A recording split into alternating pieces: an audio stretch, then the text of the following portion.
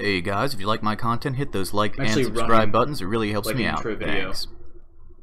It's just my regular intro though. Okay, so hey, yeah, no, I figured out how to do that. So it's like if you like my content, hit those like and subscribe buttons. Yeah, so cool. I didn't know that you could like run your own. Yeah, you can run videos through OBS. OBS is the shit, dude. I've been playing around with it for years. All right, so what's up, everybody? This is Esports Monies again. If you're watching this video, then I'm the guy that makes the jungling videos. If that's the channel you subscribe to, if this popped up on your feed.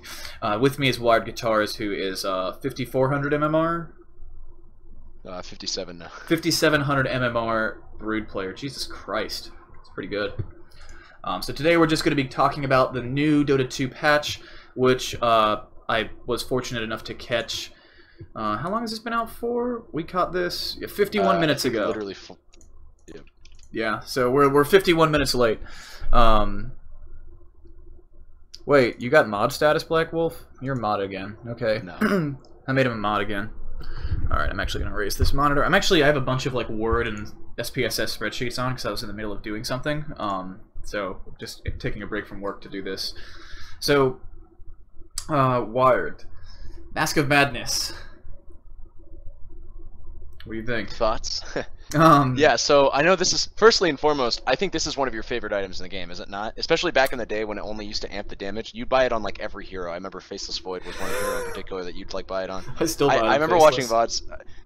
I know that, well, okay, and yeah, I think it has become a resurgent item on Faceless Void, for instance, for a lot of different reasons. But like, when it used to give 30% movement speed, I think this was actually like in a video somewhere. I remember, I might be like not rubbing you too much. I just remember specifically watching a video of you playing around with the item. You just like buy it on wanky heroes back then.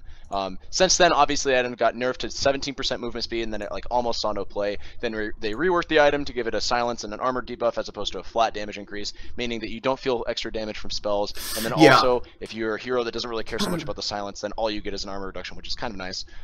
Then they still had to tweak it a little bit more because it still just wasn't good enough. And tweaking it and tweaking it and tweaking it, they got it to a state where it was seeing like a lot of competitive play, and I think this is kind of their knee-jerk reaction to as much competitive play as it saw, which is just taking one armor off the item that it reduces already, and then increasing the cooldown by 2. I don't think this will affect it too much. That being said, I am a little bit surprised by this, just because it does seem to be. I mean, if the statistics don't lie, you know, Nahaz would probably have information about this kind of thing. But like, if this item is getting caught just picked up too much as it used to be, then I could see why they'd nerf it. But well, no, the item was like so fucking popular at TI, and one of the big things was back in the day when I looked at well, thank you, Blacksmith Wolf. So yeah, back at TI, I was watching. I noticed it was picked a lot, and back in the day with Mask of Madness, I actually remember when they changed this in the patch notes, and I got hype as fuck because, like, with the original Mask of Madness percent damage increase that you took, there's nothing you can do about that. There's literally fucking nothing you can do about a flat damage tax on you.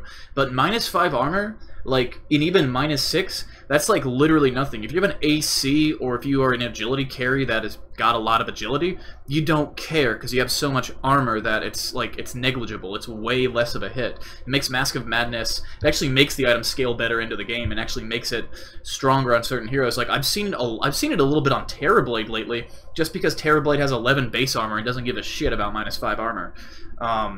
yeah, I still think it's a very good item, and I think moving into the future, assuming that we don't, hopefully we don't have another, like, I was really hoping we weren't going to get a 7.06F, because I really want 7.07. When we get 7.07, this item is going to get stomped into the ground. It's getting slightly tweaked right now in case there's competitive stuff going on and people are hungry for fixing imbalances from TI, but when we get like a real patch, I think this guy's going to be stomped even farther. The item is really good. I love the item to death. It's not dead yet, but I imagine it will be at some point. You watched a lot more of TI than I did. I wouldn't be surprised if I watched like almost all of it. Came true. Yeah, I will say though, as just a quick little side note about the item, it is one of those items that, and I'm sure you could say this about a lot of items in the game, but I've noticed specifically Mask of Madness has been one of those items that's either like always bought up on every single core as like a first item, first rush, everything, because you want to get it to farm with, kind of like not necessarily like Battle Fury, or almost not there. Yeah, it's literally just it's either always bought or it's like never bought ever on any hero ever, and it's like a terrible item in the meta. So I don't know how this plays, and we've seen the ebb and flow of this throughout all of like well, a good portion of 6.7's early to mid days, where like 6.76, 6.77, 8, all the way up to yeah. Actually, I think it was later than that. It was 6.8 something back when Sniper and Troll were super powered. I think it was like 683, 682, something like that. Yeah. And but like, I mean, even before then, the item was pretty good. You know, it was just seeing rise.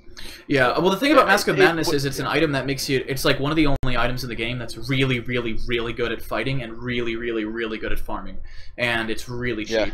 Like it's like it does both. Yeah, it's not like a Vlad's where it's like it has that effect on a few heroes when like there have been times where you could just get Mask of Madness, Ring of Aki, and Phase Boots, and every single hero in the game suddenly becomes a farming monster. So Iron Talon, I think, takes a lot out of the teeth of this item in that regard, but it still is like it's great for heroes that are really attack speed dependent. I mean, even Iron Talon, for much of the same reason, saw some pretty heavy nerfs. You know, like with the 6-second cooldown increase. And and they removed the big thing for Iron Talon, I think, was the combination. Used to be able to stack Iron Talon damage alongside Quelling Blade, and that was so sick on some heroes. Like specifically, like there's some non-traditional junglers that even on the professional level or in the 7,000, 8,000 MMR pub level, if they're AFK for 10 minutes but they get enough farm in that 10 minutes, you are just straight up fucked. Alchemist is the big example. Yep, Dylan, we got a patch 45 minutes ago. I paused my work to do this. Yeah, sorry, Dylan's trying to get me to help a friend move. So anyway, as of, I want to say, what was I saying? Mask of Madness. Oh yeah, so with Alchemist specifically comes to mind because the Alchemist could get an Iron Talon and a Quelling Blade and come out of the woods with like a fucking 11 or 12 minute radiance. Like I think you get a sub 10 minute radiance with an armlet if you were good enough back in the day. Like some pros were able to do that, and like sub 10 minute radiance with armlet and brown boots on Alchemist is just absurd. In fact, I think the stacking of those items was nerfed specifically for that reason. But anyway, a lot of your videos became obsolete, unfortunately, because of that change. But yeah, I remember. Yeah, I fucking hate that shit. Yeah. I was able to do so much cool stuff with Juggernaut. Helm of the Dominator. Yeah, and the Wogster. Yeah, Helm of the Dom. So I was actually going to mention that, like, before I even really talk too much about the specifics of this change, because I mean it's not too big, but I just want to say as a theme, like for the theme of the item, I think they're really kind of fleshing that out with changes like this, where they're focusing more on the item's ability to not only just grab a creep and do whatever things you want to do with the creep, but the aura, which was introduced when they reworked the item and now further expanded upon with this buff. I think they're really trying to cement the item as like a, you know, early game, you pick up the item, you do whatever kind of interaction your hero has with the item specifically. So if it's Darkseer, you can put an Ion Shell and surge the creep and do things with that, which are really cool and help you dominate your lane. People don't do that as much, but especially when the item first came out in the patch, or I guess first got reworked, people did that a lot on Darkseer. And then also other heroes that you think to buy this kind of item on.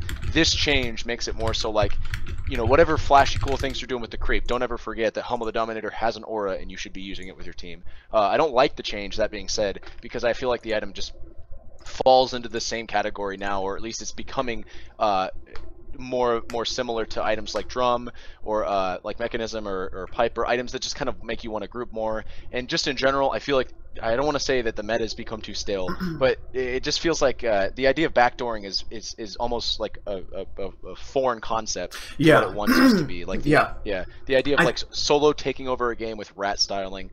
It's just. I think the item's actually specifically marketed. Like I think this won't be like a big deal until the attack speed is like I think it needs to be like 30 for this item to be good. Honestly, I think the item is, they're trying to push in the direction of Lycan to help compensate for the fact that the bonus attack speed was removed from his passive in favor of higher regen a few patches ago, and I think this needs to be buffed more thoroughly to bring Lycan and this item together into some sort of new rat Lycan. And I think that's the whole purpose of the item, but they don't want to buff it too much because they don't want to put it on people. They don't want it being drawn to heroes that it's not supposed to be drawn to.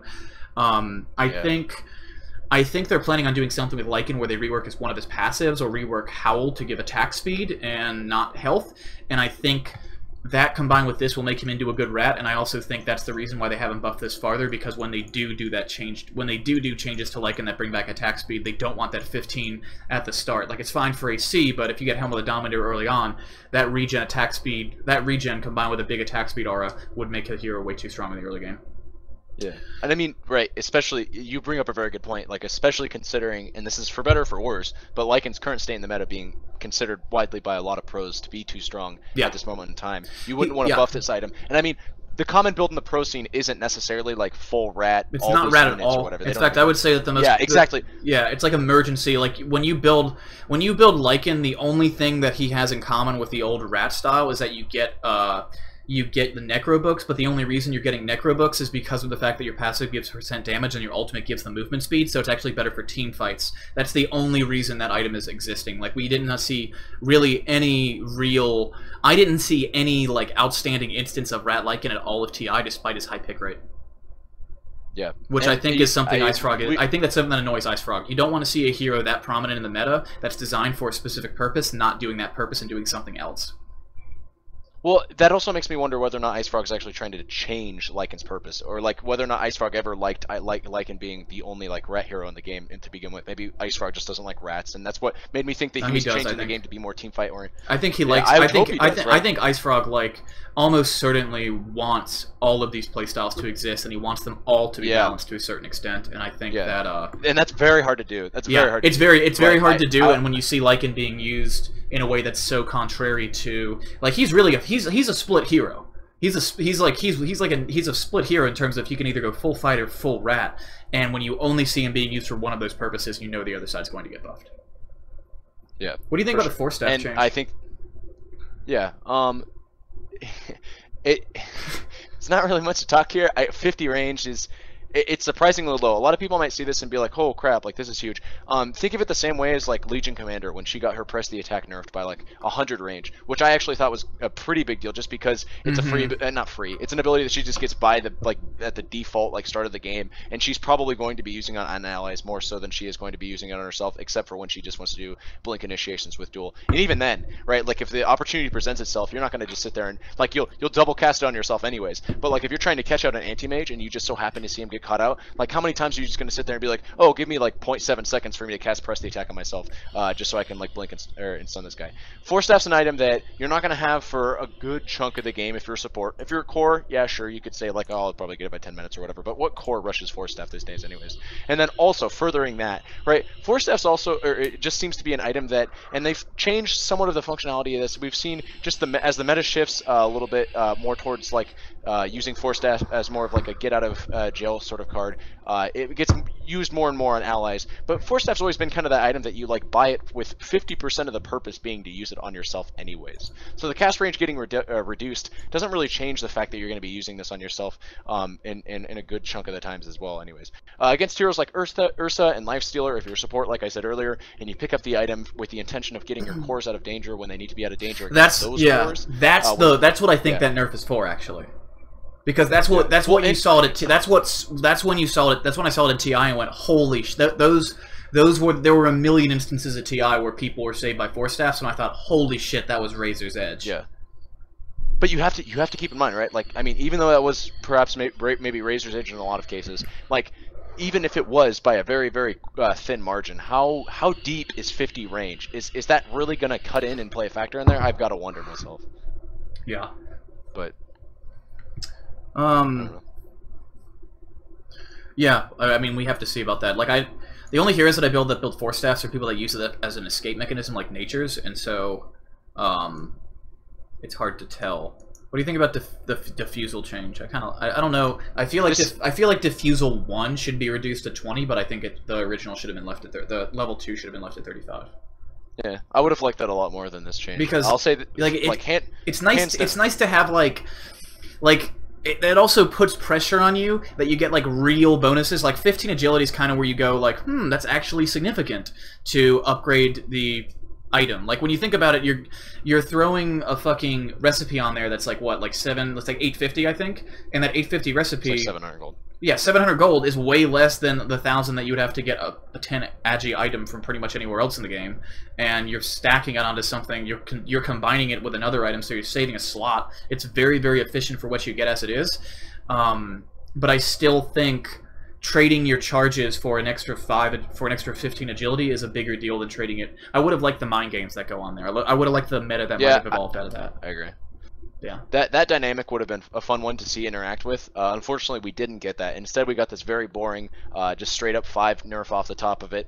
Typically speaking, if you're playing an agility-based core, you're thinking about defusal in a metagame like this, where purges are very strong. And so I understand that the initial idea of we got to nerf defusal blade by just a little bit. We did see it a lot of TI. That being said, I don't like this nerf at all. It hurts defusal blade where it was already weak, which is yeah, that's a really good point. Yeah, you never ever, almost ever want to have a diffusal blade in your late game item build, but sometimes you need it, right? Because sometimes the purge, like I said, is just too good. This hurts that by, I mean, granted a 5 agility, which might not make that much of a difference in a 60-minute to 70-minute long game, but it could, right? And then more importantly, right, more importantly for me anyways, I'm a brood piece of shit spammer, and sometimes I go mid with her and I get diffusal blade, and this hurts that a lot. 5 agility, it's hard to think about, right? But on agility-based heroes, that means a lot more than 5 strength on a strength hero, right? 5 agility is your main primary damage stat, right? So you're losing 5 damage, but on top of that, you're also losing 5 attack speed, which on a lot of heroes means a pretty big deal. You're also losing almost an armor value, which is pretty big as well. So I don't like this nerf. It's one of those things that like it won't matter in fights, but it makes you more efficient at farming, especially if you're one of those heroes like PL that sometimes rushes diffusal. And so like if it's hurting your farming, then it's going to affect your whole game. That could add up to 1,000 gold after like 20 minutes, you know, like 30 minutes, 40 minutes. I don't know if it'd be that extreme. Yeah, maybe not that extreme. But I was going to say. Yeah, statistically, this will bring the win rate of the item down noticeably, I think. Yeah, I was gonna say a lot more noticeably than say like 5 buff attack speed on the aura of Helm of the Dominator, which sounds a little backwards because you'd be like, oh, 5 attack speed aura, that could be potentially 25 more attack speed for your whole team. But this reads and bleeds more into the item's weaknesses, and it makes it more apparent, right? As I mentioned earlier, with how this hurts the item as a late game item choice. One of the things that IceFrog like is known for is like finding the strength of an item or seeing the strength of an item and exaggerating that. Like when IceFrog sees something that's too good, he has a habit of nerfing that, and then whatever that thing is, he tries to buff it in another way. And so he changes the meta up a little bit, or at least incentivizes a different style of play. And so with Diffusal, it actually would have made sense to see a buff to agility and a nerf to the number of purges you get, or the nerf to the movement speed slow. I think nerf cooldown, increase the cooldown, and I don't know, make it so that each of them only get like 3 charges, and then make it so both of, or make it so each of them get half as many charges, or like 5 charges. And then make it so when you combine them, the charges add together, something like that, to like incentivize rushing it, or do something like just cut the number of charges in half and increase the amount of agility or something. Like generally speaking, when he nerfs something, he incentivizes in other ways, rather than leaving something strong to be that strong and nerfing something else about it. The problem is with Diffusal Blade, it's in a weird place where if you nerf that purge, you're buffing way too much shit. Yeah. You're buffing way too much shit when you nerf a purge. When you nerf an item that's already pretty pricey, like 3,100 is, I mean, it's not that expensive, but it's pretty pricey for what it is. And when it's an item that you already have to have in your inventory like that, like you can't really nerf purge. So yeah, we'll get to it. We'll get to it, Pit Fermi. We're gonna talk about all of the heroes. So AA.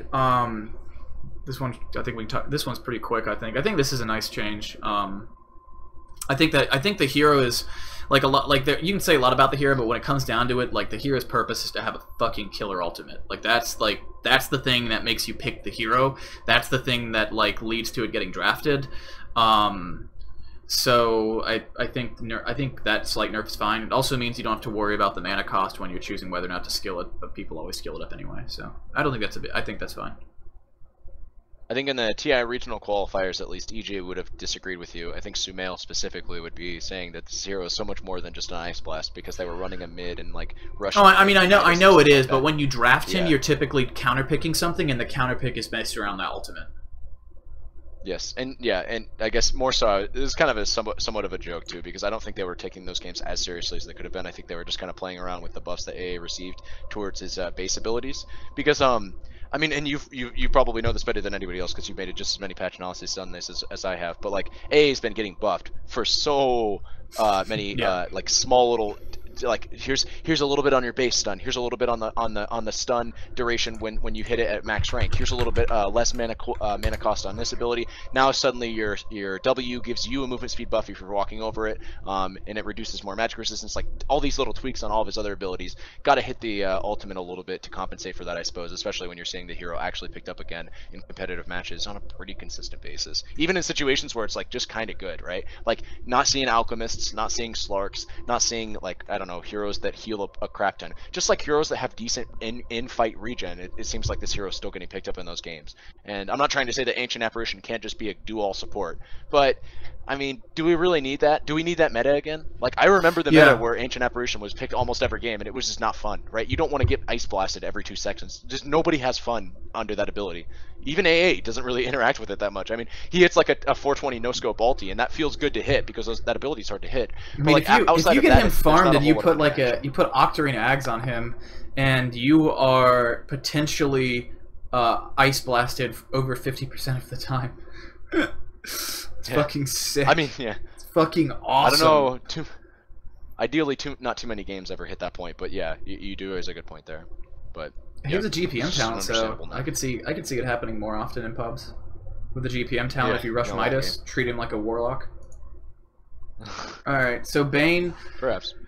I don't know if this brings him back into the meta because he's kind of shit in the current meta, but he's like tiny buffs all around. Yeah, definitely tiny buffs.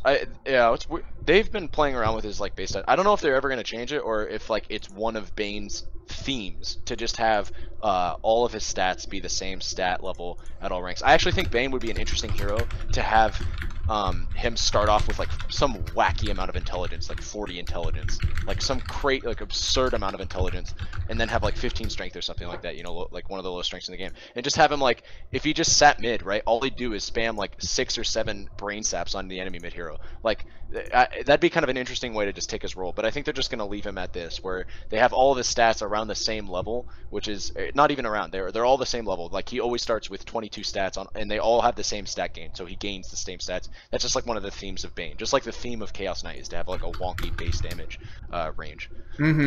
So this is just a nice buff to that. So now he starts with 23 instead of 22 all stats. Not enough to, for sure, not enough to bring him into the meta though. What do you think of the Bat Riders? I think that's, I mean, like, I feel like they're just looking for a way to make Bat Rider a little bit worse because he was so picked despite not giving that much at TI, but his pick and ban rate kind of justifies some kind of nerf, and I think that's it. I think that's the answer to that.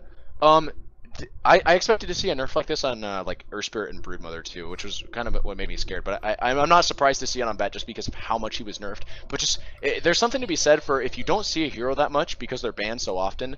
Do you actually really get a good read on how powerful they are? Yeah, I agree. Leshrac of 6.84 is a great example of this. Like, the hero was banned over 80% of the time, but because of that, we never really get to see him. So the nerfs that follow, where they just take 50 damage off his nuke at all ranks and destroy the hero, like, is that justified? Like, you actually just killed a hero that you never saw at TI because apparently he was so broken, but we never get to see him.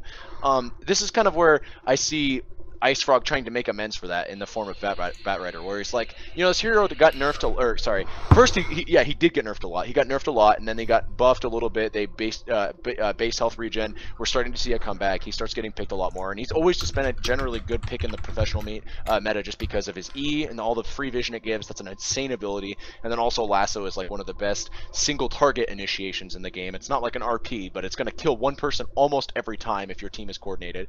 And so it's understandable why this hero has a very strong kit that's going to constantly see professional viability. This kind of nerf strikes to me as like Ice Frog's way of saying I don't want to. I do not want to destroy Bat Rider, but I do want. Yeah, I think it's like if you get picked and banned like every single game, but you're getting banned more than picked, so you can't see the hero that much. I think Ice Frog just generally gives like a small nerf because it's not a good window in performance. His win rate at TI was like 47 and 42%. So like in games where he was picked, the win rate was 47%. In games where he was banned, the win rate was 42%. Like his overall win rate combined between those two is 44%. Like he sucked. Like he sucked. Like he was not a very. He was like he was a shit hero at TI. Like almost as bad as Sand King. Yeah. Sand King and Void were both in the 30s for their win rates at TI. Well, and about that though, right? Because TI does give you a decent sample size of professional games, but when you take it and compare it to, like, say, pub stats, it's nothing, right? 30 games that are, granted, at the highest level of competitive play, are nothing that includes the in group terms stages, of raw, though. like, numbers. Yeah. With the group but, stages, that's like, it's when the you largest. say, It's the largest sample of professional Dota that we get, I think. a professional Dota, yeah. It's yeah. like six. It's so like it gives you a good idea. Hold on, I'm googling how many games of Dota were played at TI7, including group stages. Let me see. TI7 wiki. So in the group stages, I'm just like in the group stages we see. So that's 1, 2, 3, 4, 5, 6, 7, 8, 16 times 1, 2, 3, 4, 5, 6, 7, 8, 9. So 16 times 9 for the group stages. Actually, no, that's for Group A. So hold on one second. Get my calculator out here. 16 times 9 times 2. So that's 288 games in the group stages alone. So yeah, I think this is probably the most fleshed out we will ever see the meta for 7.06 anything. Like, and then the main event is I mean that's I could count them all, but it's a lot of fucking matches. It's probably another like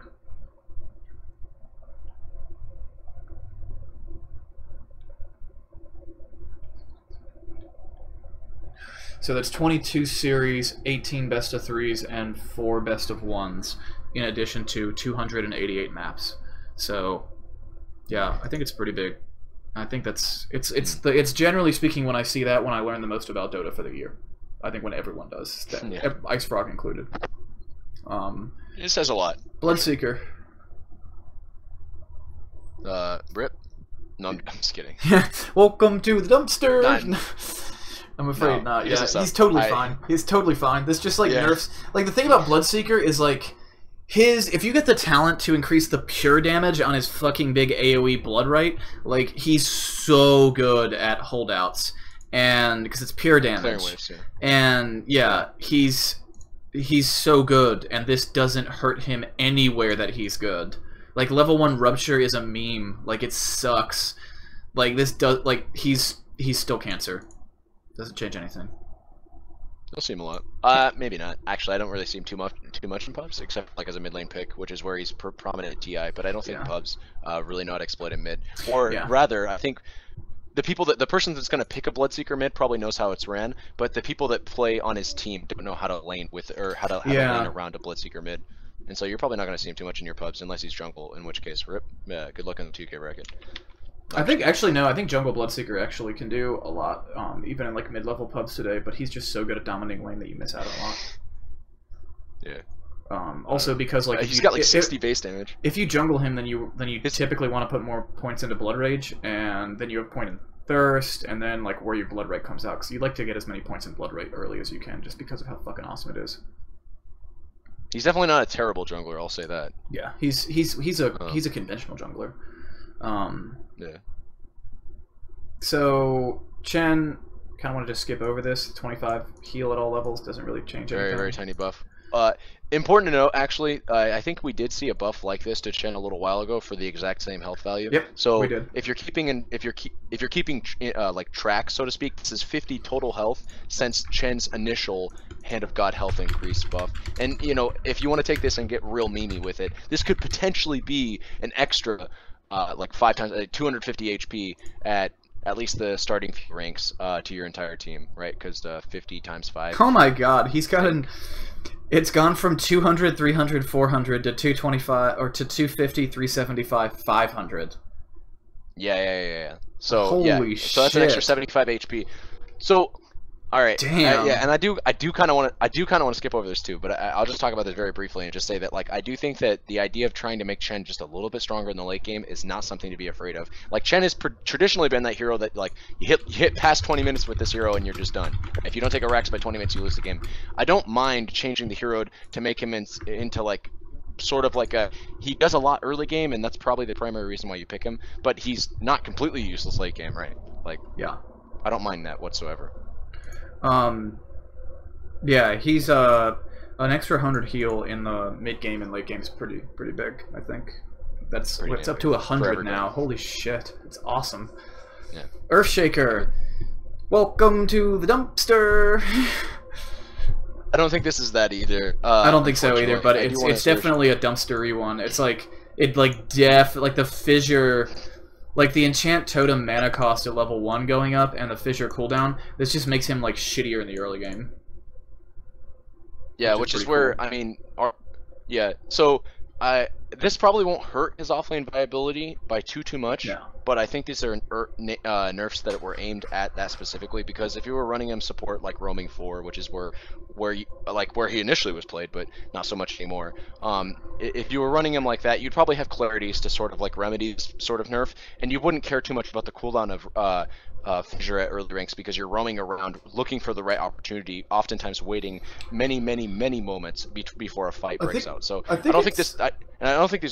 Sorry. I think it's just a design choice. Like, I think it's just a matter of forcing you to go down, like, increasing the gravity of going down the path of more points in Enchant Totem or Fissure. I think that's what it is.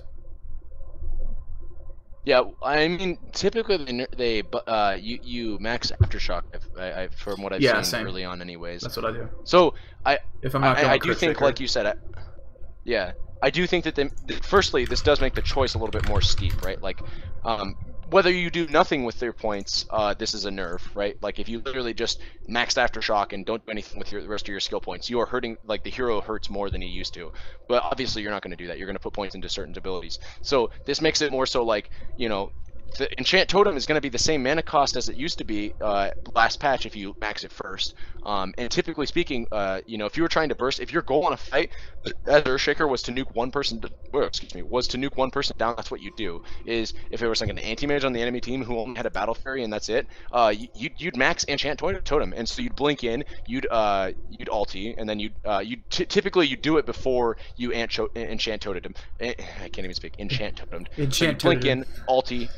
Yeah, you'd blink in, ulti, hit him, and then use your W and then hit him, and then use Fissure and then like try to enchant totem again and then hit him, and then you'd have like 2 500% crits, and that would be strong. And this does not hurt that build as much, because like I said, the mana cost at the last rank is the same. The earlier ranks it's going to hurt a little bit, and like I said, it's going to hurt your offlane viability a little bit, but it's not going to hurt it too much. The Fissure cooldown, like you said as well, probably not that big of a deal. 3 seconds is 3 seconds at max rank, first rank, and it's only scaling down to what it used to be at max rank. Yeah, that's fine. As much play as the hero saw, I don't think this will take him out of that by any means. Lich changes, I think, are honestly like, I think the Chain Frost is probably the biggest one, because like at TI, so like Lich is a hero that's been buffed consistently for a very long time, and I think I've always really enjoyed the hero and I've always really liked him, but pros have always prioritized more control than a Lich. Like Lich, he wins your lane, he gives you okay team fight, and he gives you the defensive ability with his ice armor. But but he's kind of like a coddle in that sense. Like, he does a lot for you, but he doesn't really give you a shitload of control. And I feel like he's fallen to the wayside in favor of heroes that do give you a little more control. Until this TI, he and Coddle were both like at the forefront of the event, and I think the Chain Frost giving a mini stun. We saw a lot of, or at least I don't know how much TI you saw, but I saw a shitload of level 1 Chain Frost commits to cancel TPs to secure a kill rather than being held for a team fight. Yep, and I to be clear about this, right? If instead of this change, they made it so that it's still mini stunned, but the cooldown was like doubled. And you heard me right, like made the cooldown like 200 seconds. Give me just 1 second. We'll be back in a moment. I'm sorry about sorry, you're back. Sweet. I just wanted to say, like, if they took the cooldown on the ability and they like doubled it, but they left the mini stun in, I still think you would commit the ulti for that purpose. Because securing kills in the early game is the big deal. Yeah, so I'll commit black hole all the time. If it's like 12 minutes in, yeah, I'm gonna commit a black hole to kill your cores. Like, sure. Yeah, if he's just TPing out. So the reason that I think they implemented this nerf was, I don't think the purpose of Chain Frost was to ever cancel TPs. I think the mini stun aspect of it was something that they added in, not recently, but like, you know, a good 10 or so patches ago, like, you know, around 6.70. You could correct me on this if I'm wrong, but I think that was initially added in for the purpose of trying to make Lich more flavorful and give him a little bit of spice when he was otherwise kind of weak. And it was just kind of left in all these as he's been brought in and then out of the meta. Like at the start of Denies on the range tree being so big, and at like the very start of that patch, Lich was broken, and they nerfed him, and he never saw competitive play in that time because he was so polarizing at that time. But now finally, in the first TI and in a few TIs actually, since we've actually seen Lich on the main stage consistently picked, and I think Icestrog wants to make it like he just wants to make sure that Lich is picked for the reason that you should actually be picking Lich, and not just because his ulti for some reason has a mini stun on it. Which, I mean, if you think about the ability, why does it have a mini stun on it? It doesn't really make any sense. Yeah, no, I agree. I agree. It doesn't. Yeah, it's a relic of a bygone age, and the ice armor slow doesn't affect literally fucking anything. So I don't think that'll change. Yeah, it doesn't change anything at all. Lion, so the Earth Spike stun, that's kind of nice because it makes him better in the early game, and so like this is a universal sick buff to Lion. The Earth Spike stun, 0.3 seconds level 1 is kind of a big deal, and the 300 finger of death damage at level 20 is off the fucking hook. This hero is going to be a cancer support soon. That's a pretty crazy change. That's absolutely everybody absurd. After they read this. But he's already a pretty good Ags hero, and now you have, if you have that talent and Ags, you have a 625 mana cost ability on a 20-second cooldown that does an AoE 1325 magic damage nuke every 20 seconds. That's fucking insane. We league now. We got ability power champions. No, I'm just kidding. Like that is insane for sure. And initially reading this, I was like, is this actually a buff? Because for sure, obviously, one of the big reasons that you get the spell amp talent in the first place is to buff Finger of Death damage. But one thing about Lion that is often like underrated by pub support players that pick Lion, as opposed to pro support players that pick Lion, is pros know you don't pick Lion just for nuke damage. You don't even just pick him for like his ability to play the support role and drain mana from heroes. You pick him because of the frequency. Exactly. The frequency of his control is almost unmatched. He can keep somebody CC'd up for a very long period of time because of the low cooldown on Earth Spike and his Hex. And I was thinking when I first saw this change, I was like, you know, 8% spell amp on an ability like Earth Spike that you're going to be casting like 2 or even 3 times throughout a team fight was pretty good. And if you take away 8% spell amp and just put all the damage on his Finger of Death, initially, obviously, plus 300 damage looks like huge. That's crazy. But you know, 8% spell amp gave the ability already as is almost an extra 60 damage. So, you know, 1/5 of the damage, yeah, whatever. 8% is 24. More importantly, 8% is so it starts off at 600, right? I guess the talents of I'm saying 20, so it's plus 24 damage. No.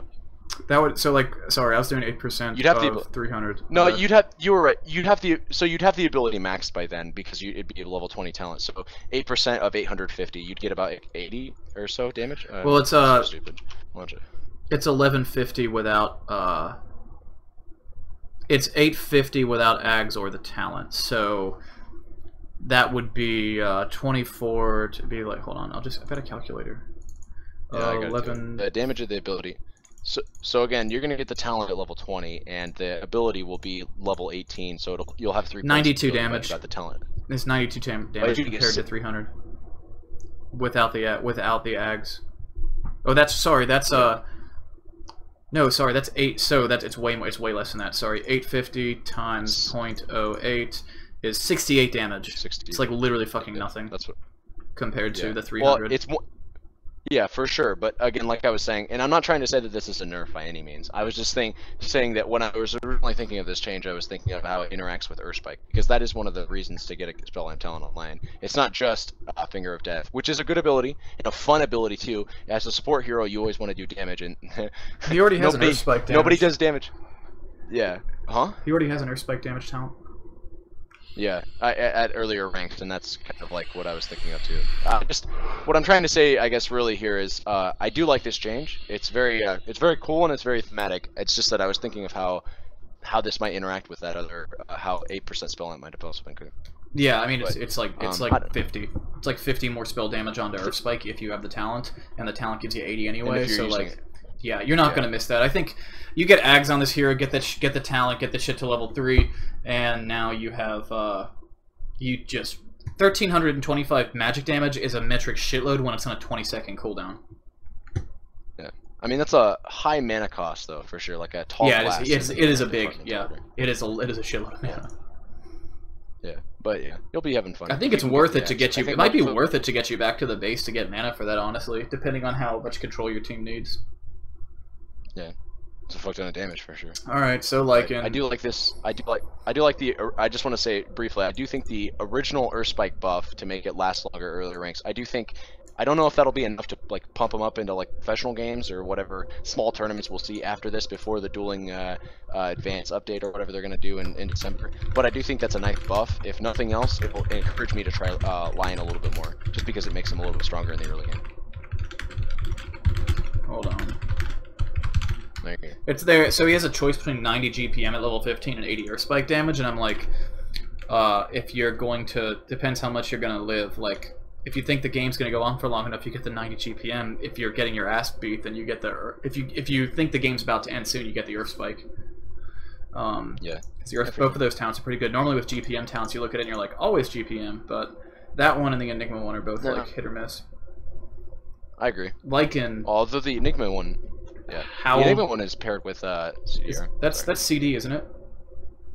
The Enigma CDR. Yeah, I still prefer the gold usually, but it's CDR versus GPM. Yeah, I picked. Well, CDR is gold. CDR is GPM on Enigma because like you'll get a minus, you know, in demonic emergency. And you have more. Yeah, the Lycan change. You have more ultis, which is a big deal in the late game. Yeah. Yeah. So Lycan, Howl no longer provides a net heal. Or Howl no longer provides a net heal on buff application. I don't think this is a big deal. In fact, for a long time, that's how I thought it worked. So, like, it's not that. That's how I thought it worked as well. Yeah, it's honestly. I will say that. Well, okay. So firstly, I disagree with you. I do think this is a big deal. I think it's a big deal in the professional level. I don't think it's a big deal in pubs. To understand why I think this is a big deal, I think it's important to understand why, like, having Shen ulti on like a 60-second cooldown that gave you like 300 HP or 300 average HP if you count 200 HP in the day and then 400 HP at the night. I think understanding why that would be a big deal is understanding how like big deal of a change this is kind of.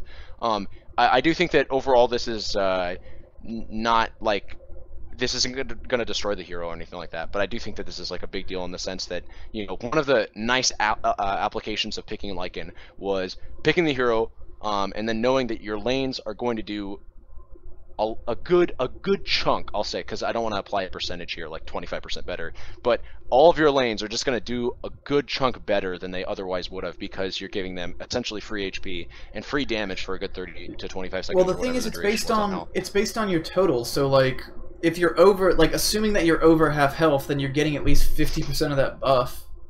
Like, the only thing it can't really do anymore is save your ass when like people mess up, which honestly I don't think in pubs, like, I don't think in pubs that really matters. Like, I don't think people are really like attentive. I don't think people are going. I never noticed in pubs people going like in Howl about to die. Like, also Howl hasn't been like I saw a lot of value point Howls, but like even in TI I saw a lot of instances where Howl was the thing that got finished maxing last on Lycan.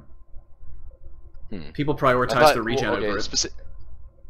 the game that you and I saw, yeah, they'll prioritize the region first, but I think that typically what we see what we saw in TI, like that game that you and I watched with Mason in it, not to say that Mason's a godlike player or whatever, they lost that game, but the game, specifically the game that Mason watched, that Mason played where you and I watched, Mason prioritized Howl and region. I think he got the region first, but the region abilities, Aura. He got Howl but level he got 1, and then he got the region level 2, level 1, and then he maxed Wolves. and then he maxed out Howl. No, he maxed Wolves, Howl. I think.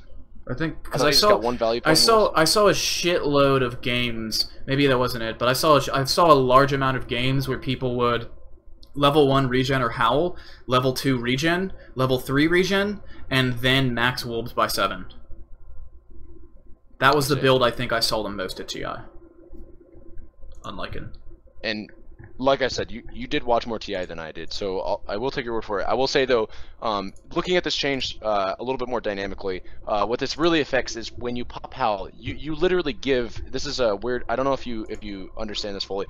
I know that I watched this in a video and then I tested it out in game and I was like, it's dumb that it works this way in the first place. When you pop W on Lycan, it literally just gives your team HP. Yeah. So if they're at 1 HP and you pop your W at level 1, it gives them 50 HP. It gives them 50 HP off the top, and then, or it used to work this way anyways, when the duration was over, they retained that 50 HP.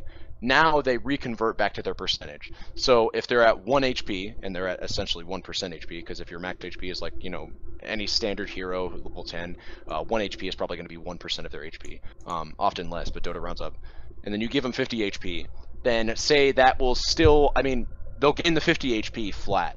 But when they're going to reconvert down to their base HP again, minus the 50 HP, it won't just give them the 50 HP. It'll just reconvert to the percentage, if that makes sense. So you're not just healing your team for free every time Howl is up off cooldown 60 seconds. So you can't just spam Howl to win other people's lanes by giving them a free HP. You're essentially kind of like, you pop Howl, you just give your whole team a tango for free. That they don't have to use a tree, that they just get for free instantaneously. They don't even have to wait. You know, a free 200 HP is nothing to scoff at on a 60-second cooldown. And like I said, it's like a mini Chen ulti that you're applying to your entire team that they just get to keep for free. Yeah. Not to mention the damage. The cooldown's a lot lower than Chen ulti, and the mana cost is like nothing. Yeah, this change targets that specifically, where you are still giving your team in combat health, right? This is applicable health. You're still giving them HP, but you're not giving them HP that stays. It's you have like to plan. Ring, well, no, it's the same as it was before, but yeah, you have to plan. It's like you still get the increase to your max HP, and you still get an increase based on your current percentage. But it's like if you know you're about to fight, you need to use it at the start of the fight when everyone's at 100. If you want to get the full effect.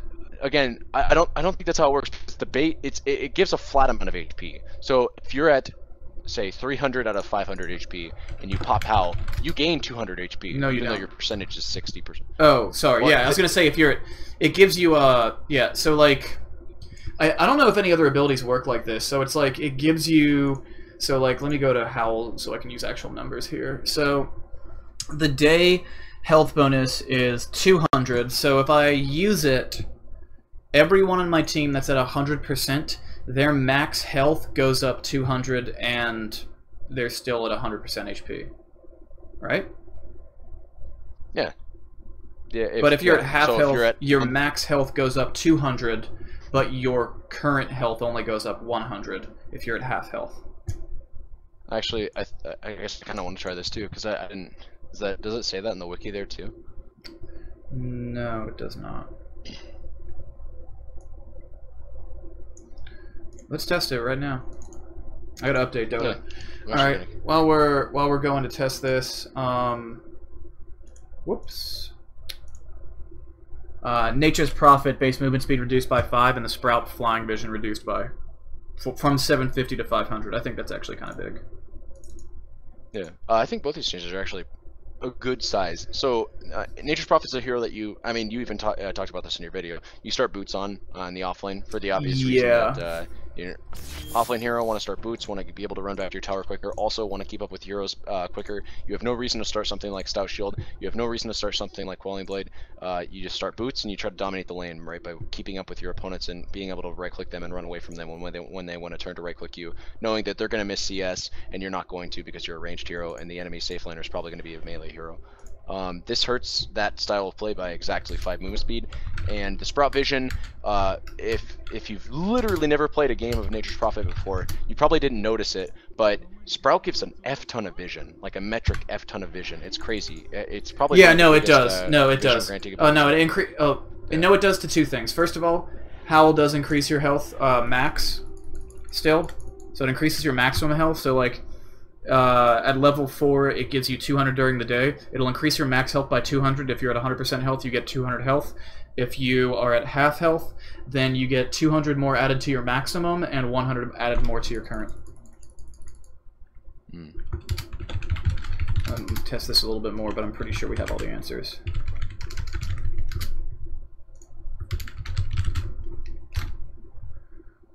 Sorry, go on. Like, no, yeah, that's all I was going to say about the niche profit change.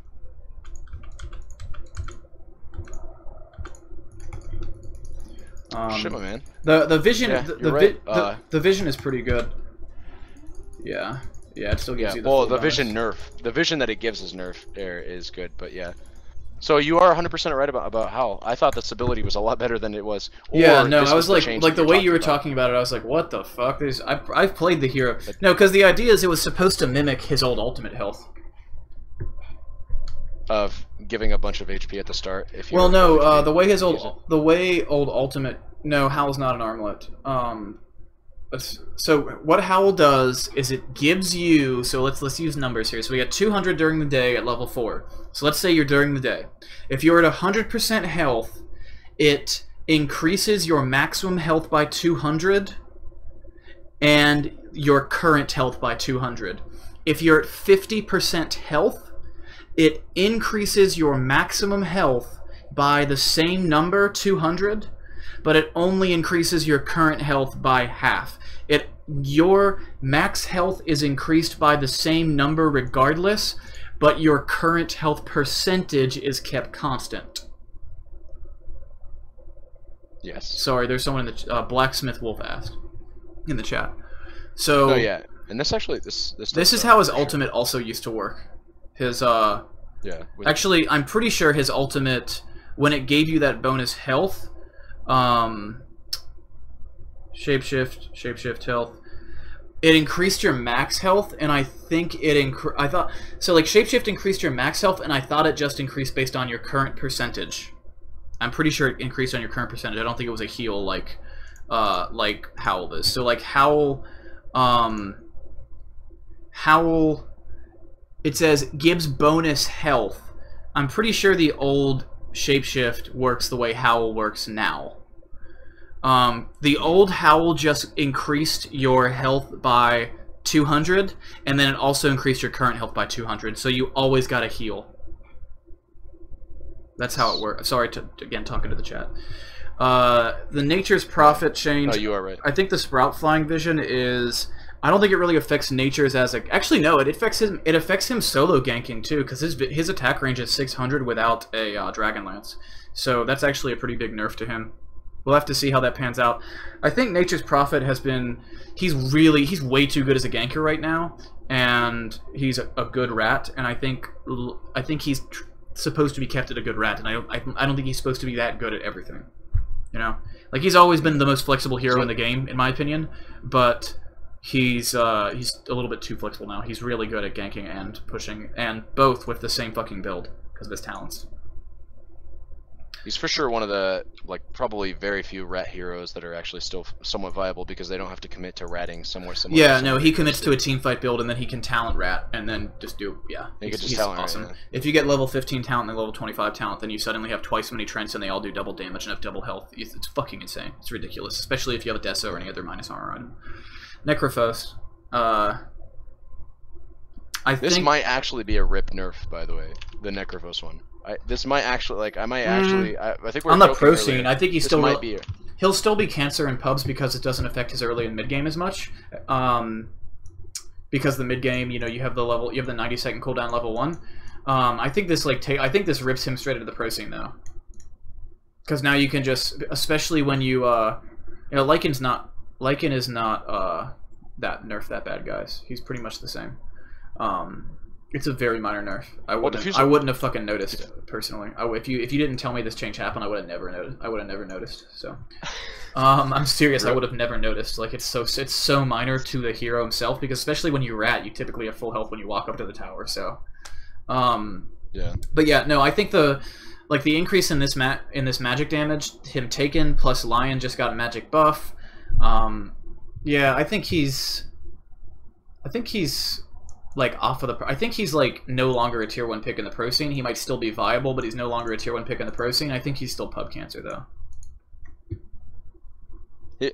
Yeah, I mean, as he's always been, right? I just mean that, like, the days of sending this hero mid and just getting 1 point in your W, like, even as early as level 2 and just being immune to ganks are dwindling for sure. 5% magic damage penalty here, like you mentioned, some heroes getting, just in general, heroes like Lion getting buffs. We'll probably see him more often in pub games, which he's always been a good hero against Necrophos anyways. He just wasn't ever picked, so you wouldn't see him at all. So seeing heroes like these more, and then also seeing nerfs like this targeted to the hero, just they bleed together to make an ugly combination of like good heroes that counter the heroes that are good right now that are now getting worse. It's you know, his days are few for sure. Necrophos, I'm calling you out, dude. You've carried one too many of my pub games, and also ruined them too. Like, we've all played against Necrophos. He's like the tempo hero to end them all, right? Like, he's a hero that doesn't really care about. He doesn't care about your slotted cores. Yeah, if you get behind a fucking Necrophos, you're just gonna get straight up fucking rolled, because the way that you come back is you get a whole bunch of farm almost exclusively on right-click physical damage heroes, and Necrophos doesn't give a fuck about your right-click physical damage heroes. Well, no, not even just because of his W, but I just mean, like, he ends the game so much sooner than you can farm up, right? Because Necrophos needs, like, 1-2 items, and they're all mid-game items. Well, no, it's a matter of like, being unable to kill him while he's constantly damaging and healing your allies. That is one big element to it, for sure. I would agree. Arcane Orb can't actually I guess hit what him. I'm really trying to... Arcane Orb can't hit him during his ethereal, can it? Wait, what's Arcane? Oh, yeah, that's his... the orb on OD that does pure. Yeah. Nah. Nope. Okay. He can't even, no. You can't even right-click, yeah. Fuck. No, I do think I'm not trying to say that this is the biggest nerf of the patch. I'm just saying that in the way that this would interact with the pub scene. With the pub scene, I do think this is a big one. And like I said, I think this could result in a rift. I think it's a big one for the pro scene, much more than the pub scene. But one of the problems with him is he tries to end the game. He tries to end the game really, really quickly, and the fact that this cooldown is nerfed specifically later in the game makes it so he's still pretty strong in the early and mid game, but in the late game he's worse, which is good. If you get an Octarine core on this hero, his ulti has a longer cooldown than it did without an Octarine core before. That's a shame. I never really got a chance to appreciate the cancer of Necrophos, except when he's been ruining my fucking games. But yeah, Night Stalker, 10 seconds on darkness. Might be a lot bigger than some people might think. 10 seconds of darkness. It depends on what build you're. It depends kind of on what build you're going for. You used to be able to do this thing where you go Ags and then you go Octarine, and then it's only ever daytime for 10 seconds, which sounds crazy, but I'm serious. Like the cooldown on darkness with Octarine, and an Aghanim Scepter. Ags doesn't affect the cooldown, but you could just use Ags as an ability that would literally just give you all the vision in the world that you'd ever need. You'd only ever have to worry about it being daytime for literally 10 seconds of the game at any point in time in between in between cooldowns, for only daytime specifically. If it's nighttime, it's obviously just permanently nighttime. This kind of affects that build a little bit. I don't think this actually nerfs Night Stalker too much. I like how Coddle is suspicious, is like glaringly missing from this list. Yeah. Yeah. I think it's because Only Liquid was really like the ones that made him scary, and I think that's fine. But they were the ones that won TI, which also makes me think that maybe they would nerf him for that reason. I think he's fine. Yeah. I don't know. I don't know how I feel about Coddle. I will say that I've always been on the right. I've always been like I don't want to say a Coddle. Yeah, I've liked Coddle for sure. That's why I was hesitant to say that I was going to be a hater, because I don't hate Coddle by any means. I like him as a support hero. But I love him, but I think he might be a little bit too strong right now. Yeah. Nerf the cooldown reduction on a Z and he's fine. Maybe. That doesn't change where he's strong. So yeah, that's what I would nerf. I haven't really talked too much about the new heroes, Blacksmith Wolf, because we have no fucking information about them. except that they look like I don't know, some fucked up Tinkerbell that's like some sort of like Tinkerbell that drank Manorov's blood alongside like some sort of rapey Pepe Le Pew genetically mixed with Sven's pet. They look like League heroes in my opinion, which they do. They very especially the female one. The female one, I think the female one does way more than the male, but yeah, they both kind of do.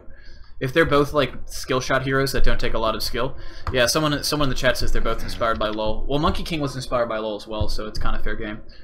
Nyx Assassin. I think it was inspired by it. Oh, sorry. Go on. If you want to talk for a minute, I really gotta pee. I'll be right back. Okay. Yeah, go for it. Yeah, just keep talking where I'm not turning off the stream. Fair enough. I'll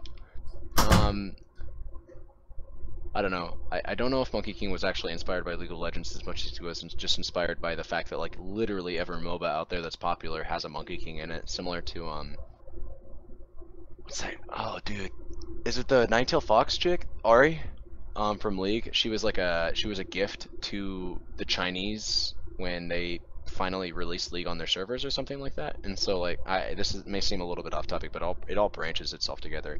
Like if you have a MOBA, you want to have a Monkey King because there's a certain culture of people out there that enjoy that. And I do think it's the Chinese. I want to say, I don't know, that Wukong shit. I don't know. I'm not entirely sure though. I mean, Warcraft 3 is to Dota, is to Han, is to League of Legends, is to Dota. Who really copied it? Nice meme. That chain's gonna keep growing too. Just wait until there's like a Dota 3, and then a League of Legends 2, and you'll be like, well, this all started from Warcraft 3, which spawned Dota, which spawned Heroes of New Earth, which spawned LoL, which spawned Dota 2, which spawned Dota 3, which spawned League of Legends 3. And I'm about to be back. I gotta put on my earbuds. Kind of want to go a little bit quickly through these because I need to get back to work, and it's been an hour exactly. But there's a couple I want to spend a lot of time with. What do you think about the puck change? The Nyx I don't think is worth talking about. It's base damage reduced by 3. Woo, last hitting potential lost. Not enough on puck for sure. I know you fucking hate this hero. Wait, where the fuck is Death Prophet? That's the hero you hate. I fucking hate Death Prophet. So the puck thing, I have a personal vendetta against the hero for reasons that I can't disclose, but I just want to say, every time I get picked or every time I see a puck in a pub game and the player's even like somewhat remotely competent, I always feel like it's almost like it's their game to throw if we have no hard counters like Timbersaw Chakram to instantly damage him when he comes out of phase shift, to cancel his Blink Dagger. You know, the hero has a lot of ways of just like personally removing himself from situations that no other hero should be able to, which in fairness you could say is flavorful of the hero, and not a whole lot of other heroes can do that sort of thing. I would argue it's kind of like one of the same reasons why I hate Invoker is he just does too much for also being able to do that sort of thing and remove themselves from the situation. Invoker, in fairness, doesn't do it to the same degree as Puck, and there are like clear and obvious ways to dealing with Invoker, whereas Puck, it just seems like if he gets a Lincolns in a blink, it's like almost impossible to kill him. So I don't know. Yeah, I agree. I agree with all that. Yeah. The vision reduction will hurt, but I don't know if it'll hurt that much. Yeah, no, I think it's a cool nerf. It's about as much. I'm hesitant to say I want him nerfed. Like, I'm not a puck player, but I don't want him nerfed that badly. Like, I kind of want to see. I'm curious to see what happens. Yeah, I mean, I don't want nobody playing the hero ever. I just I feel like the hero has a lot. Well, he had a shit win rate at TI, I think. He did get picked. Well, his in games he was banned. The team that banned him won 64% of the time. In teams that he was picked, the team that picked him won 47.5% of the time. Yeah. So again, this kind of dates back to my earlier argument of like, if a hero is getting picked a little bit at TI because they're getting banned so much, not to say the puck was, but if a hero's only ever getting banned and then the few times they get picked just because like you never see him in TI, they 61 lose games. picks like, though. I don't know if that gives you an and not a great win rate. Oh yeah. I think the DP. Yeah. I think DP didn't make the list of top picks and bans because the DP was picked like primarily in response to Puck, and I think the DP just fucks Puck up so bad. Like, I feel like you either need to you have to do one of two things. You have to leave things like they are with Puck and DP, or you have to nerf DP and nerf Puck. You have to make it so that the soul suck doesn't go. The soul suck's not supposed to go through all that shit. Come on, the hero is too strong. The hero is fundamentally no, but again, so so strong. Like so there's still things that you can do to. Yeah, you get can out still of vision. do things to. No. What I'm trying to say is, as the puck player, right? Yeah, you have some responses to DP, but also, as the person that wants to pick DP against Puck, if they remove that interaction, yeah, sure, maybe you pick DP less, although he still has a pretty good silence, which Puck dislikes. But you could, instead of picking DP in that scenario, you could be like, well, okay, there's still things that do what DP is meant to do against Puck, such as Timbersaw, because I can throw a Chakram out, and then I could constantly do damage and whatnot. Yeah, you could pick heroes like Batrider, because Firefly damage is going to be constant, and it's going to hit him right out of phase shift. Like, the main reason that they pick DP against Puck, in my opinion, is because she does the death volley thing a little bit too well for Puck's right? Like, Puck doesn't necessarily want he wants a team fight, but he doesn't want a team fight on the grounds that DP wants a team fight. And she also has a pretty good silence in addition to her ability to go through the slow.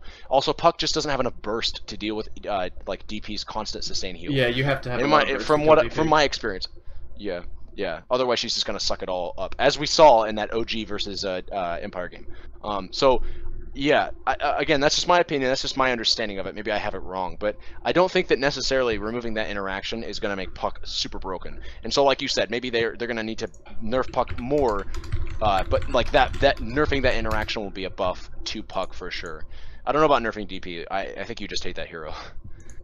I do. But, Shadow Demon, I think this makes him really good. Nah, I personally disagree, but I do like. I mean, I don't think it makes him really good, but I think it's a noticeable buff, especially the cast range. 2% spell damage is whatever, buff, right? But like 100 cast range, especially on the so like on Soulcatcher, the cast range is 600, so increasing that to 700 is pretty big. The Disruption cast range is now 700. Demonic Purge cast range is 900 with that. I think he's pretty good now. I mean, I don't think he's going to be great, but I think he's good. Skywrath? One cool thing about this... Oh, yeah, I was just going to say, one cool thing about this buff is that it's actually just like a straight-up buff. It's not one of those, oh, we'll buff the non-used talents of the hero to make them a little bit more appealing. No, we're going to just straight up... Yeah, I like that too. I like that too. Yeah. So that no matter what option you pick, it's a stronger version of the previous hero. Yeah. You were saying about Skywrath, and I will say I don't necessarily think this is enough to bring him. I agree. I think it's like very minor. I think it's minor at best. I think the Mystic Flare is nice. I think the changes to that. I think the mana cost minus 50 level 1 is pretty nice. But yeah, I don't think it's gonna bring him back. It encourages a certain different variety of builds, though. Like, you can start, instead of maxing, I know a friend of mine actually does this whenever he has to play support Skywrath, or whenever he has to play support, he always opts to Skywrath, and this encourages the max Q build, because max Q build is very hard on mana. Doing a build like this might encourage you to go max Q and just actually pick up your ulti at level 6 as a support Skywrath that's roaming around, if you don't need the long duration silence. Like, it's still level 4, or it's still 4 seconds at level 1 anyways, or something crazy like that, and so you just max your Q first outright, you get your ulti at level 6, you go up, you Q, you know, you throw your ulti somewhere in between there, and you actually have enough mana to cast all of that, and you can kill somebody pretty confidently as a support Skywrath. Level 6, it's pretty cool. With buffs like this, but I didn't even know he had a spell lifesteal talent. That's weird. Yeah, same. Nice little buff to that, I suppose. Skywrath Mage. Let's see what all his talents are. Spell lifesteal versus 90 GPM. Yeah, nah, you're gonna get the GPM, I think. Like generally speaking, cool. Skywrath is a hero that if he takes any damage, he takes all the damage. So. Yeah, I agree with that. That's why I opt away from 150 HP most of the time, anyways. It's because for that reason. Yeah. Actually, I don't know with the lifesteal and the 150 HP. I feel like they're pushing him into two paths. So like you can make it so he avoids. You can make it so he's like hard to kill, or you can do some other shit. So like he's a little bit hard to kill with that. He might actually be spamming his spells, and if he has the bonus 150 health, and if he has 40 movement speed, he's going to be pretty fucking hard to kill. 40 movement speed is pretty insane. I think you always get that over magic resist, unless you're dealing with like a super magic centered lineup. Spectre, this is a cool one. I think this actually this might bring her back. I think it'll bring her win rate up significantly in pubs. And she's already damn good in pubs. It almost doesn't really do anything to the Radiance build, that's for sure. If you just were like rushing Radiance with like a Vanguard, this does nothing for it. But I don't like that build anyways, and so I'm glad that this is not targeting that build in any way. I don't like people that just like straight up they get a Vanguard and then they try to rush Radiance and they get it at like 25 to 30 minutes and they lose the game because Radiance then is doing nothing.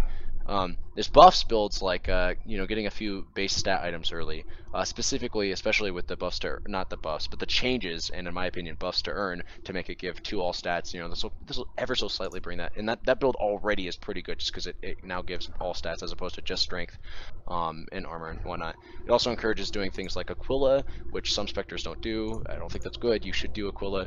Yeah, most agility daggers are somewhat. Daggers, I do think that specifically on Spectre it's pretty good. I think it's just it's a nice farming tool. Using Dagger for farming is not bad. I don't think in Aquila enables you to do that in some scenarios. Just push out a wave so you can push into the jungle earlier. That's like how most cores farm anyways. You know, just getting stat boosting items early on is now more encouraged, even if it's only ever so slightly. Haunt illusions are no joke, and I think this change really solidifies that. They do a lot of damage. Yeah, yeah. Spirit Breaker, I think this is a pretty, this is like a welcome to the dumpster level hit, I think. This is a big. It definitely sucks. It's not like, it doesn't ruin the hero, but it fucks everything up so bad. It makes people want to play him worse, or less for sure. I just want to say real quick, I am glad that they nerfed him because I hate him too, and I'm very glad that they nerfed him because I know that he wasn't getting picked that much at TI to my knowledge. It was mostly he was picked in response. He was a very situational pick at TI. I don't know why he's getting. I don't know why he's getting nerfed, honestly. Well, no. Again, though, so I think they're doing this because of the pub scene. So, again, I want to reiterate, like, he was not that big of a pick at TI, but he was like a situational pick. So it wasn't like he was complete dumpster tier, and they're nerfing him anyways just because the community hates him. There's like some grounds to look at him and say this hero probably deserves some tweaking, and then you look at the pub scene and say, oh, he's picked like every game in the pub scene. We need to nerf him. But he has a 55.8% win rate in the pub scene. But Spectre has a 56.67. Spectre's the second highest win rate in all pubs behind Necro. It's fucking insane. They just like, yeah, we're gonna sprinkle a little more power on that. Grumbo, 5%. I don't know too much. Grumbo, 5 movement speed is a big nerf on a hero where, so Nether Strike gives you a greater bash. Greater bash, move speed is damage. It's a % of your damage. You have a talent at level 10 that's plus 20 movement speed or plus 5 all stats. The movement speed obviously gives you more damage. Now it's plus 15 movement speed. You're catching up to, if you're considering the catching up that you used to have to do. Empowering Haste gives you a movement speed bonus based on %, not on raw movement speed. So now you're getting your base movement speed bonus at level 4 is 18%, so you have 18% of 5 less. Everything about this hero is centered around movement speed and the movement speed that you have when you bash. And so, no, we won't see tranquils on him for that reason, because you lose the tranquils when you right-click. And yeah, this is a bitch. This is like, it's like just hitting him in the shin with a bat. Like, he's not that great in like super high level pubs. I don't think I can actually figure that out real quick. But he's like, God, like he was not very impressive in the top. In TI. Yeah, at TI he was not impressive, and now he's just like, like I to be fair, fuck that hero in every single hole he has, but he's like fucked. He's screwed. He's really, it's just like fuck people that play the hero. Yeah, in my opinion. Yeah, fuck like, it. Yeah, to like get yourself to. I've actually gotten pretty good at like, yolzing him with natures. So if I'm on equal terms with an enemy team, I can actually rat all game and never worry about the Spirit Breaker. But he's very, very difficult to deal with if I'm behind in farm because I won't be able to afford a Yols and a Shadow Blade. Yeah. And he'll just keep driving on. He's one of those heroes that really makes me think, like, how do you sit down and say, hey, I'm going to commit the day to Dota, I'm going to play 8 hours, and I want to play my favorite hero in game in MMR. My favorite hero is Spirit Breaker. Like, who is the kind of person that does that? Dude, I think he's actually really... How can we... I think he's really fun, but he's just, like the judgment... Like, you basically, like, you buy an Iron Talon and get a little bit of farm that way, and then you basically just play, like...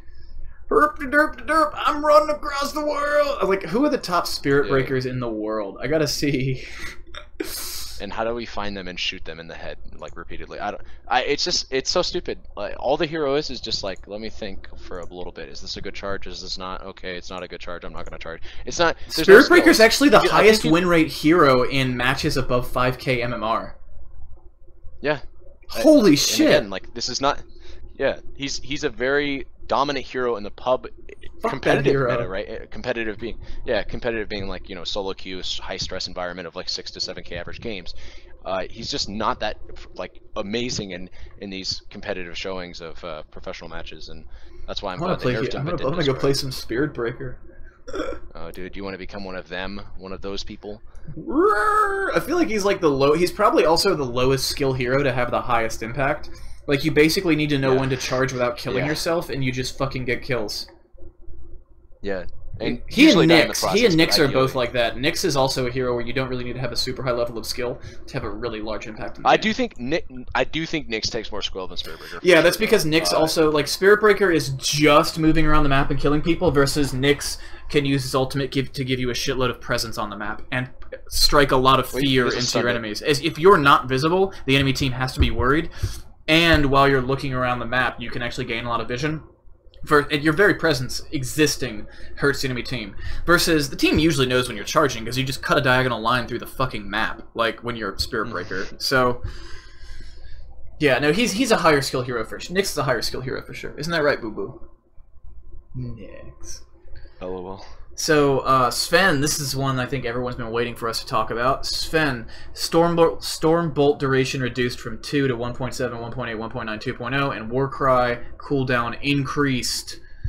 Oh, I really don't like the level 4 Warcry. I wish that the level 4 Warcry were the same cooldown, because I really liked having that spammable ability. I like Sven a lot, which is probably going to lose me some subs right now. I'm going to get some subs for that. I'm trash. But yeah, the Warcry thing I think is more significant than the Stormbolt thing.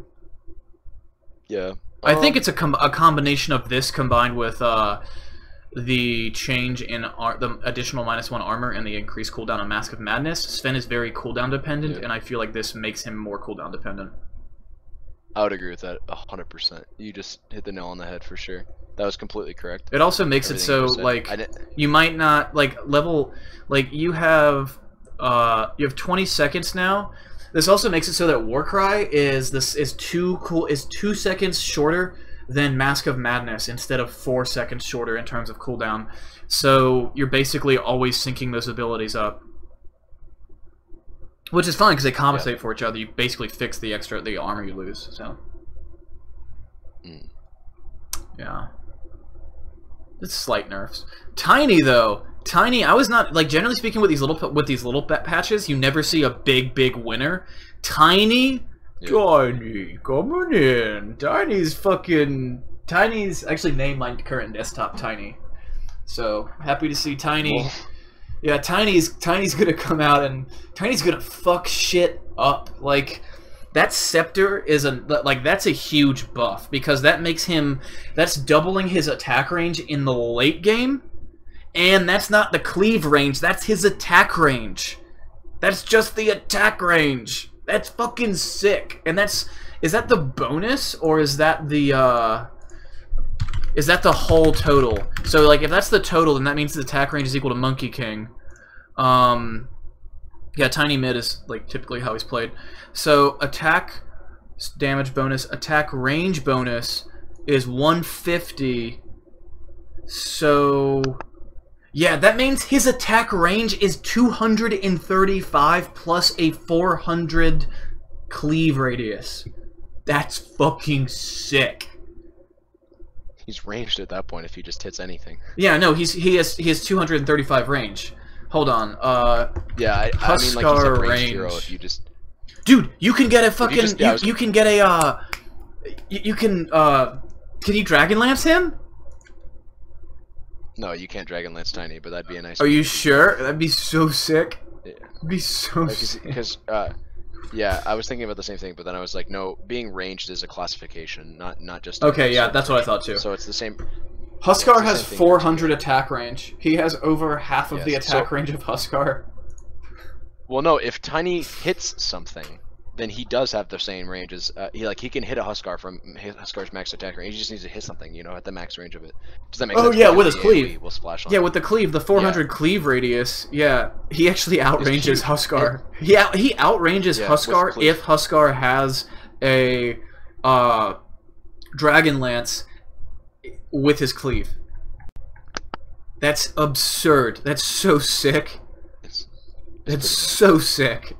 And the toss cooldown, the toss mana cost is really nice because this buffs his laning ability. So we have a unilateral buff to him. Like he's a little bit better, in the early game, and he's noticeably better in the late game. And I think in the late game, the idea is just to make him into a right-click powerhouse, and like that's an awesome bonus. Like I think he's actually really good now.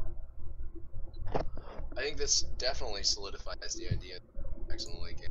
A lot of other players. You got really quiet on me. Oh, did I? I'm sorry about that. Maybe Yeah. I'm a little bit louder now. Hold on. Okay. So I'm looking at I think this month. This month, what about heroes? Let's go with win rate.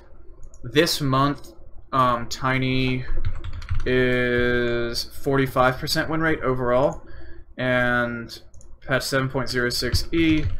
Tiny, he's 45.12. We don't have any data on F yet, so I'll be interested to see how this looks. I definitely do think that this solidifies his role as like one of those heroes that you get towards the late game and you want to be thinking about Ags a lot more because of this kind of change. I think you always get it. You always get Ags on Tiny because of the fact that it changes his throw. See, so people were used to be prioritizing items like Blink and then Echo Saber or like Shadow Blade because what they wanted to do was just burst one target, and so you'd get that, you'd get like a Echo Saber and a Shadow Blade, or a Shadow Blade and a Blink and an Echo Saber, just because you want to get on one person, throw him up in the air, hit him twice, and you want to smack him down, and you just want to burst one person. And for that reason, you'd often see Tiny ran in like really high level pubs as not even a core, like they'd run him as like a 4-position support because Avalanche is a pretty good AoE support or AoE stun. But now it's better. Just a pretty decent role. Yeah. Well, not only is it better, but I think this more so solidifies him as like a core hero. I think this is IceFrog's way of saying, hey, I see that this hero is having a trouble fitting into the meta, specifically just finding a role. So let's make him more core oriented, maybe even run as a mid lane, although I still see problems with running a mid. But nonetheless, right, if you can manage to get away with him going mid, you're going to have a hero that can actually get his combo off in the mid game without having to rely too heavily on like mana boosting items. And then towards the late game, you're going to have a pretty solid hero that you can that you can depend on to right click worth a damn and siege towers and fight in team fights really well, because he's gonna have pretty good tech. He can actually hit heroes, right, with his attack range. I think this is definitely like you remember the days when Tiny was like the mid hero, like he was the best melee mid essentially. Like he was like a Pudge, except instead of turning into shit, he turned into like the most awesome carry in the game. He only has a 6.49% win rate in pubs right now. Or sorry, pick rate. 6.49% pick rate compared to the highest, which is Pudge at 32.5 and Invoker at 30. Anti-Mage is like 20. Like, yeah, he is like such a tiny pick rate. I love the hero too. I love that hero. Good hero for sure. I'm horrible at him, but I love him. Undying tombstone attacks requires one more right click at all levels. I think it's cool. It's like a very minor buff to him. Slight buff, yeah. I think if nothing else, I think I will be correct on my prediction of this buff not changing too much. Like this tiny buff, I may be wrong about. I might be underestimating. It might be huge. All the other changes, maybe I'm wrong about. Maybe I'm underestimating or overestimating their impact. But I think I'm going to hit it right on the money here. This will not change nearly as much about Undying as some people seem to think. Some people think like, oh man, this will make all the difference in those close, it's very mild. Cutthroat engagements. It is very mild. Very mild buff. It'll buff nonetheless. Yeah. It'll stay the same. Nothing to write out, right? Like nothing to just forget about. This could. Yo, I wonder if you can put. Can you put? This probably counts as. Does Tombstone counts as a ward, right? I think so. Because if it counts as if it counted as like an actual building, then you could ice armor it, and then holy shit. Well, I think more importantly, you'd be thinking about like ethereal form, like Pugna. That too. Well, you can't ethereal buildings, but you can ice armor them. You know? Yeah. Yeah.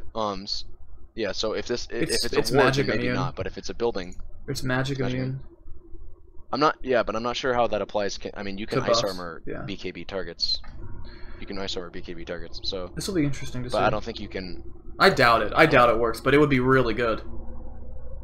That'd be cool. Like it would actually make you want to get a die. point in ice armor early game with Lich. Tombstone, more like Tomb's own. Venomancer, Plague Ward vision reduced. This is a really good nerf and needs to happen. It doesn't really hurt it doesn't really hurt the hero where he lives, but like it making the day and night vision the same is a really good change because back in the day you just throw Plague Wards up on the ward spots and like free ward 15 mana ward. Yeah. Wouldn't be, just for the record, I wouldn't be surprised to see more Venom nerfs around the corner. Yeah, no, I'm very surprised that this is all he got. Yeah, he's gonna get hit more. Not for to say sure. that he's. I don't think he's the most broken hero in the game, but I do think that He's Ice too Spark's gonna have popular. a bit of a knee-jerk reaction. Yeah, I agree. Too popular is a good way to put it. Actually, no, he wasn't picked that much at TI. He wasn't in the list of the top most picked in band. Oh, I wasn't just talking about. I'm not just talking about TI. I'm talking about my pubs, dude, and not just my pubs. I'm talking about like I always see the fucking hero, dude. If you even have like the slightest lack of ability or desire to play, 52% win rate and 10% pick rate. Yeah, no. When I have nothing else to do, I pick Veno and just feed. Yeah. It used to be Legion Commander, right? You used to be like, well, Yeah. this game's over, so I'm going to go Jungle Legion. Now it's, this game's over, so I'm just going to pick Veno and just try to have fun. So I just think the hero has too much of a showing, and I think that for that reason, like you said, the popularity thing might be warrant enough to just nerf it. Shackle, like, why did Windrunner's Shackle get, like, reworked? Like, it's clearly a nerf. Like, it's a universal nerf, except for, like, maybe level 1, but, like... I don't think this changes that much. I actually... So, I don't necessarily think this is a universal nerf. I do think that this encourages Shackle Max. That build where there was a very slight period of time in high-level pubs where people were actually going like no Shackle mid, and they were just basically ungankable. I think that's officially dead. I think you got a max Shackle now. Yeah. I don't think you can get away with 1 point of it and trying to max your E afterwards. That being said, I don't think that this is like a nerf to the hero. I just think it's maybe like an encouraging a different playstyle.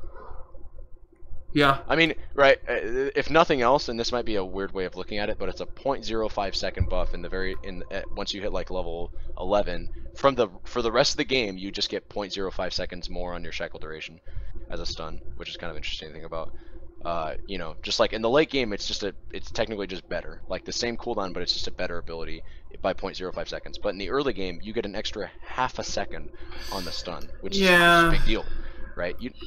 When you don't have a whole lot of mana to spam shackles anyways, all you really care about is the duration of the ones that you hit, and in that scenario, having a really like a marginally better ability is a big deal. Yeah. You know, level 1 is 5 seconds. I think it'll lead to level more 2 kills. You're right, it's probably a slight buff to the hero overall. I think if you increase that by 0.5 seconds to leave the cooldown to like as it is, the hero gets too strong. Mm-hmm. I like how Winter We're Wyvern also was kind of... like the most picked hero at TI, like one of the most picked heroes at TI, and still gets buffed because it was so fucking bad in like every showing. Like that hero is. Wait, was she? What? The hero was fucking dumpstered on repeatedly. Yeah, you said she was picked like almost. She wasn't picked. She wasn't like one of the most picked, but she was picked a lot. She picked a lot. She was picked a shitload. I mean, that just honestly, dude, that happens sometimes. You know what I mean? Like I said earlier, like sometimes either and I'll tell this to other people and they'll call me crazy. Sometimes pros don't actually know everything, right? But whatever. I'm a 5K retard, so I guess I'm not allowed to say that. But B, more importantly, sometimes you just don't get a good enough of an understanding of heroes at the highest level when you only play like 60 games or something like that. I'm not saying that Winter Wyvern's secretly overpowered. She probably is underpowered, and she probably does need buffs like this. But I'm just saying, in tournaments where people are playing. Yeah, she's probably just not that good. She got dunked on. She got dunked on so goddamn much. I think Ice Frog recognized that the hero was picked. That when the hero was picked, it was in scenarios where she should shine, right? Like 3 right clickers that are heavy right clicking heroes on the enemy team. You pick Winter Wyvern. You use a Cold Embrace on the target that you want to save, and then it should be all good. But it just doesn't do enough, right? And her other abilities don't compensate well enough. Winter's Curse has too many workarounds with BKB, or just like not building a whole lot of damage on your cores and only building enough to kill the enemy, right? Not just kill yourselves. And whatnot. Splinter's Blast, a very conditional ability that has a slow projectile.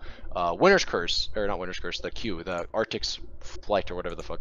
The damage over time is never lethal because it's only ever current percent health based, and it's a good slow, but it's not like the best slow in the game by any stretch of the imagination. I don't know. These are nice buffs for sure. Welcome, but yeah, like you said, kind of interesting to see that they had to buff her because she was so hardcore. She wasn't so hard. She was picked, right, and not forgotten. Yeah. Unlike the next hero that we're looking at here, which is Wraith King. Wraith King, I like Wraith King. I like it. I like the changes. Uh-oh. I like it. Dude. I like it. I don't play him, but I like him. I mean, what about the changes? What about the changes? So, firstly, the buffs, the fact that everything about is better. This might make it so that like you don't actually skip his ulti at level 6 in some scenarios where I think you always like you almost always. It's very rare you don't get that ulti at 6, dude. What I mean by this is some. Okay, so here's what I mean. Some people, like at the very the high-end Wraith King players, say that it's better to just die and not use your ulti in a scenario where you just can't use it to turn a fight. Does that make sense? So.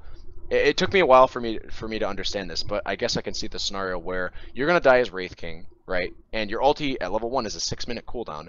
You're gonna die, and none of your teammates are there to support you and let you live on your second life or help you turn a gank and get a kill on your second life. So it's better to just save it and be like, you know, I'll just take the 200 gold hit here. It's better for me to die and lose a bit of gold than for me to die and lose my ulti cooldown for 6 minutes, right? Where I could potentially just get level 2 ulti and have a lower cooldown. So I know that's weird to think about, but that's actually like that was a thing. People actually did that. Yeah, or 4 minutes. Sorry. Now it's like 3 minutes and 20 seconds. Yeah, they took 40 seconds off the cooldown. That's insane. That's a lot. If you think about it from a second standpoint. If you think about it from a especially like in the early game, it's really fucking hard to gank somebody twice. Yeah. Especially a strength hero that his armor is probably pretty decent too. Is this base armor? I want to know what it is. Level 1's at level 1 it's 2.57. Plus he typically gets some stuff that's got armor on it. So yeah, you got like 5 armor on him. Plus he's a strength hero and you got to kill him twice. Yeah, he's gonna be fine.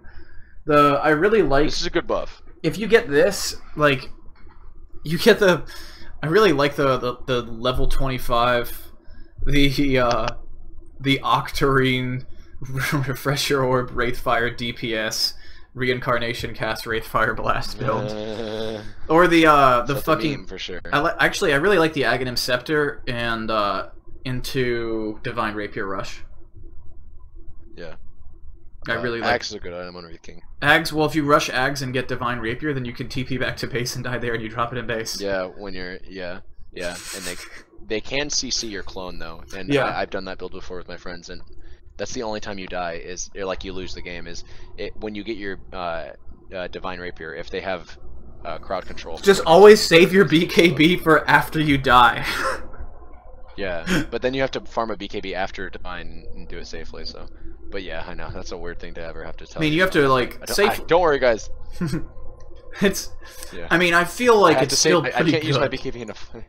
I mean, yeah. Worst case scenario, you die, you come back, and if they don't burn their TP canceling cooldowns on you, then you kill them with your fucking rapier. Like. Yeah.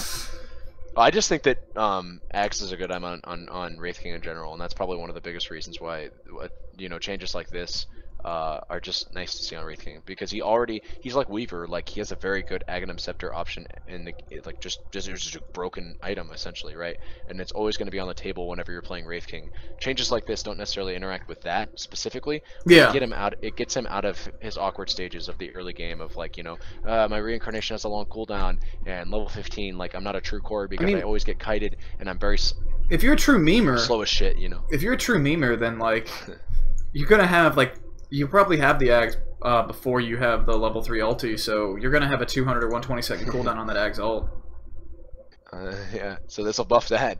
Again, I'm not saying that you should go Axe every game, but yeah, I'm just saying that like Axe is not. Axe has never been a terrible item on the hero, and this is something that even though it doesn't directly look like it does anything to Axe, it indirectly encourages the item more, just because it encourages the hero more, and the item is broken on the hero. So, if you catch my drift, I hope that made sense. Yeah.